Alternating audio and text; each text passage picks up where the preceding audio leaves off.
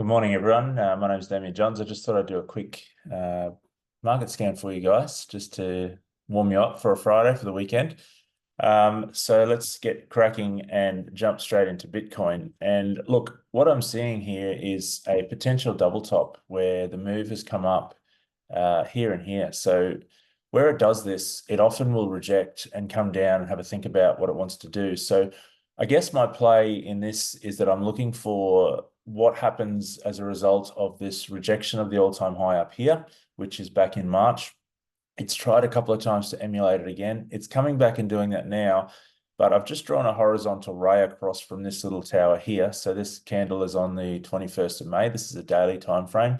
And coming across, it seemingly wants to reject. So what I'm interested in is this going to pop up off this really long-term trend that dates all the way back to October that's been going up through the middle here? So I'll just highlight this trend here as what I'm looking at. And I'm thinking that potentially it's just hovering around the top of that. So if I extend that slightly, it comes up, and what it's doing, it's respecting that on the top here. So I'm really interested in this little zone here, and I'll just put a triangle around it just so you can see.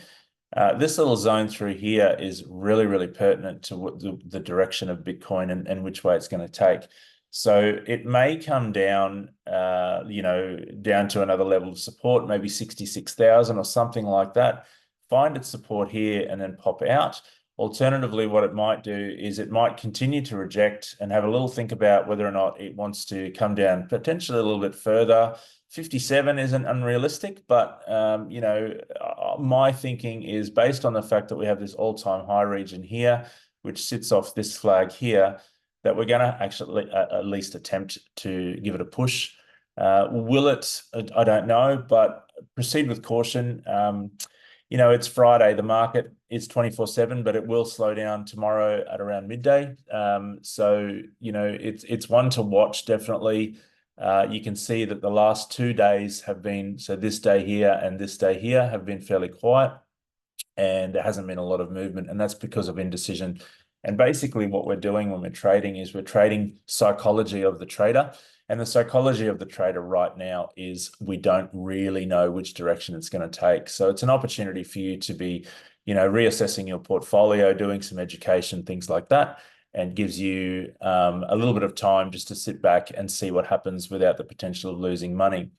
Ethereum, on the other hand, you can see that it broke out of this big, massive falling wedge that was formed. It started off as a channel, and then when it changed direction over here, you can draw this trend line, which allows you to see this wedge pattern. Off the bottom of the wedge was the rejection, which is a serious push up, and it coincided with news of the ETF being approved.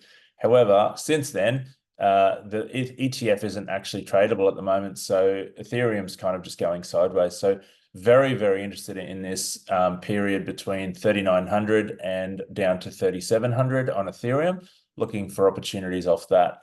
Sol, on the other hand, is following a huge trend line all the way back from the 20th of October. It's a massive, big trend line. There's potential for moves in and among Sol. You can see that Sol is a very trend-friendly coin to trade, so that might be something that you look at doing. And just looking at through this little money box here, so around $1.70 down to about $1.60, 172 down to 162, just seeing how that pops out of here. So I am interested in Sol on a move. If Bitcoin goes down, I'll think that Sol will probably follow. If Bitcoin goes up, then Sol potentially could go anywhere.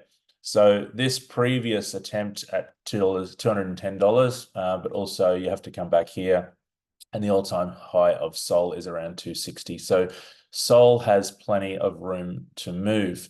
DOT is supporting this huge long-term all the way back to the 12th of April. So it's been 2 months now that this has been in this triangle. So keen to see what DOT does. Hopefully DOT will spike out the bottom and go up. Alternatively, it could come down this way as well.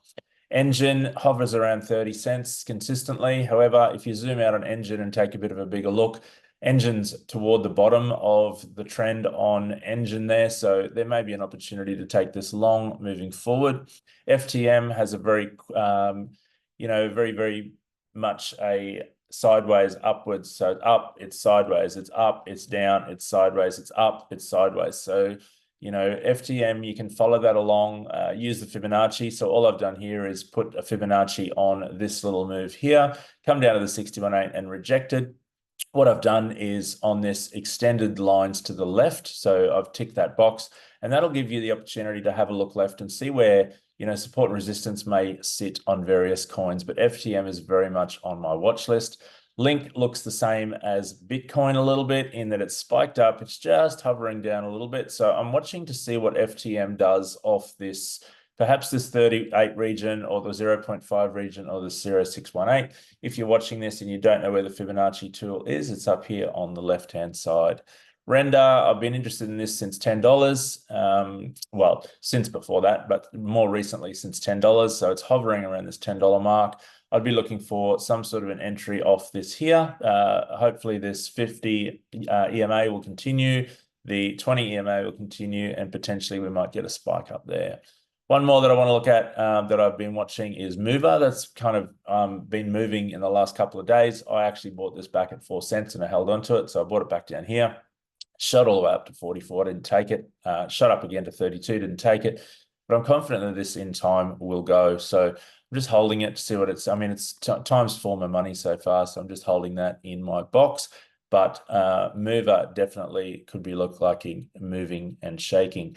TON the other day hit its all-time high up here at, what was it? Let's have a look. Let's get rid of some of this paraphernalia. So this all-time high sits at $7.88. So that was great to see TON do that. You can see that the market structure on TON has been fairly easy to follow. It's been, you know, up, up, down, up, down, up, down, up, down, up. So looking for potentially a little bit of a downward retrace and then finding an opportunity perhaps off around $6.60 if it comes down that far. Alternatively, I'll be looking to take something off around $7.32 if it holds up. But definitely TON is on my list of trading coins purely because of the way it moves. Hope this little video has been informative for you guys. Thanks for jumping in. I'll try and do these fairly regularly, and we'll see you soon. Enjoy your Friday. Have a good weekend.